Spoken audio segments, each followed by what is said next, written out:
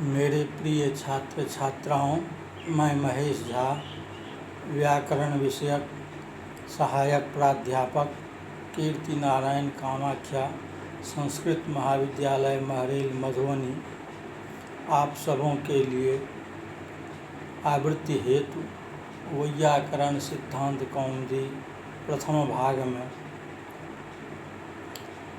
स्त्री प्रत्यय प्रकरणस्थ सभी शब्द रूपों की जानकारी विषयक पाठ का प्रथम भाग प्रस्तुत कर रहा हूँ।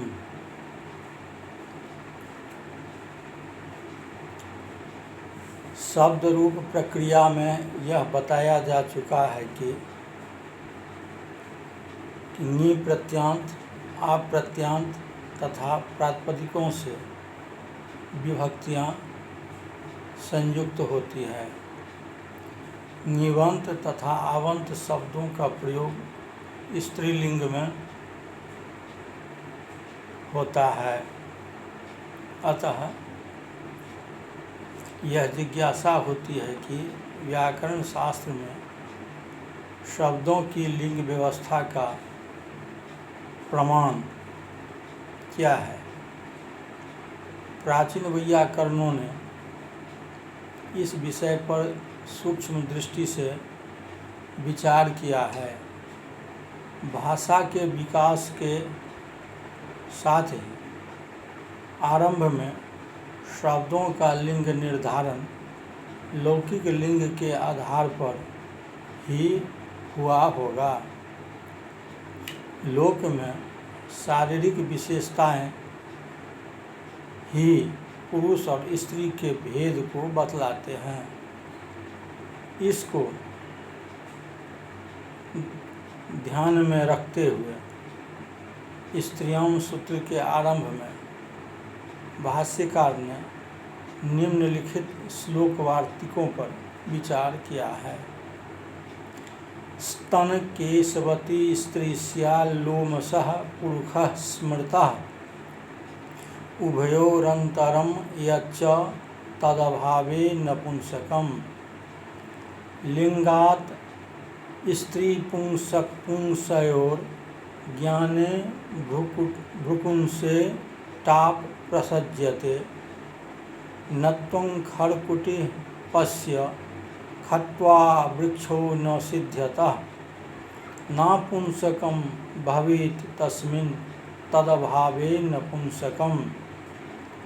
असत्तु मृगतृष्णावत् गन्धर्वनगरं तथा आदित्यगतिवत् सन्न वस्त्रान्तरहित वच्च तत् तयोस्तु तत्कृतं दृष्ट्वा यथाकाशेन ज्योतिषः अन्योन्य संश्रयं त्वेतत् प्रत्यक्षेण विरुध्यते। तटे च सर्वलिंगानि दृष्ट्वा कोऽध्यवसास्यति। संस्त्यानप्रसवो लिंगमस्थेयो स्वकृतान्ततः। संस्त्याने स्त्यातेर्ड्रट् स्त्रीसुते शप प्रसवे पुमान्। तस्योक्तो लोकतो नाम गुणो वा लुपि युक्तवत्।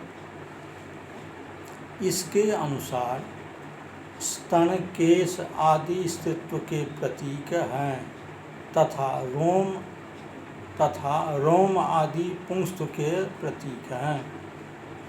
इन दोनों के सादृश्य का अभाव नपुंसकत्व का लक्षण माना जा सकता है, किंतु स्त्री और पुरुष के विशेष शारीरिक चिन्हों के आधार पर भाषा में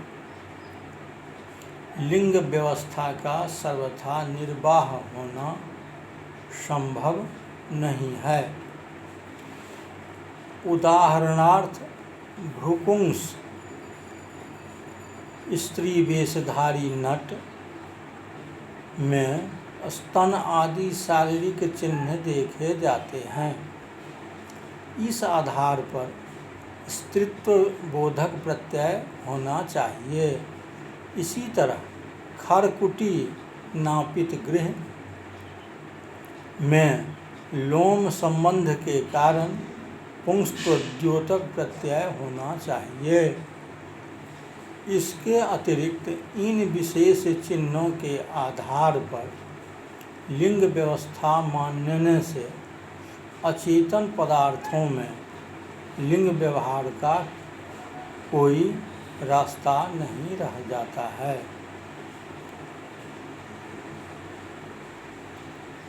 खट्वा में कौन सी स्त्रीगत विशेषता है कि स्त्रीत्व माना जाए? इसी प्रकार मृग तृष्णा में जल नहीं है, किंतु जिस तरह वहाँ जल की सत्ता न रहते हुए भी जल का अध्यास हो जाता है, उसी तरह अचेतन पदार्थों में लिंग चिन्ह न रहते हुए भी अचेतनगत लिंग का अध्यास क्यों न हो। मृग मरीचिका में तो सादृश्य के आधार पर जल का आरोप हो जाता है, किंतु खट्वा आदि अचेतन पदार्थों में स्त्री पुरुषगत लिंग का कोई सादृश्य न होने से आरोप भी संभव नहीं है। इसके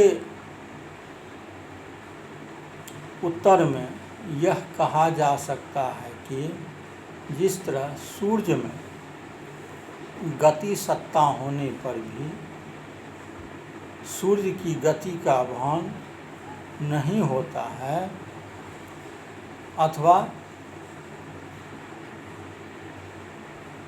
अथवा जिस तरह वस्त्र से ढकी वस्तु का ज्ञान नहीं होता, उसी तरह खट्वा आदि अचेतन पदार्थों में भी लिंग का प्रत्यक्ष नहीं होता। इस विषय पर पतंजलि ने भी कहा है कि कभी कभी वस्तु की सत्ता होने पर भी उसकी अनुपलब्धि रहती है। उसके अनेक कारण हैं: अत्यधिक सामीप्य, अति विप्रकर्ष, मूर्त्यंतर व्यवधान, तमसावृत, इंद्रिय दौर्बल्य तथा अति प्रमाद आदि। अतः वैयाकरण लौकिक स्त्री पुरुष लिंग बोधक चिन्हों के आधार पर शास्त्रीय लिंग को व्यवस्था स्वीकार नहीं करते। फलतः लिंग संबंधी उनका शास्त्रीय परिभाषा यह है: संस्त्यान प्रसवो लिंगमास्थेयो स्वकृतान्ततः संस्त्याने स्त्यायतेर्ड्रट स्त्री सूते शप प्रसवे पुमान। वस्तुतः इस कारिका में स्त्री और पुरुष शब्द की व्युत्पत्ति बताई गई है। संस्त्यान अर्थ में स्त्यै ड्रट प्रत्यय करने पर स्त्री शब्द निष्पन्न होता है। प्रसव अर्थ में पु दुमसुन प्रत्यय करने पर पुमान शब्द की निष्पत्ति प्रसिद्ध है। भाष्यकार और भर्तृहरि ने इस कारिका के आधार पर एक ही दार्शनिक वाद की कल्पना की है।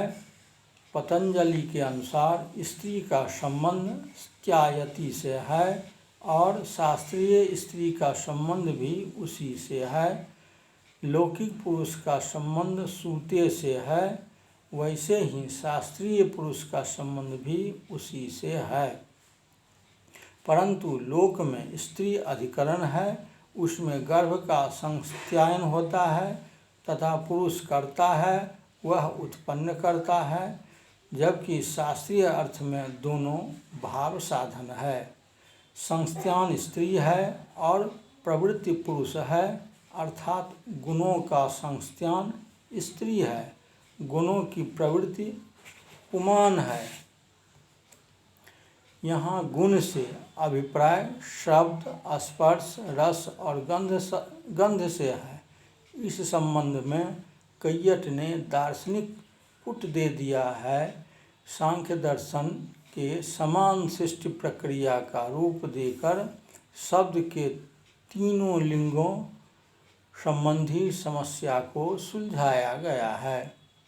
तदनुसार गुणों से तात्पर्य सत्व, रजस तथा तमस से है।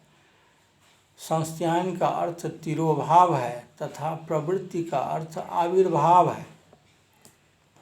गुणों का तिरोभाव स्त्री है, आविर्भाव पुरुष है तथा साम्यावस्था नपुंसक है। गुणों की ये अवस्थाएं केवल गोचर है, उपचय और अपचय सापेक्ष होते हैं। तदनुसार गुणों को आवृत्ति अथवा उपचय पुंस्तु का प्रतीक है, गुणों का संस्थान अथवा अपचय स्त्रीत्व का प्रतीक है।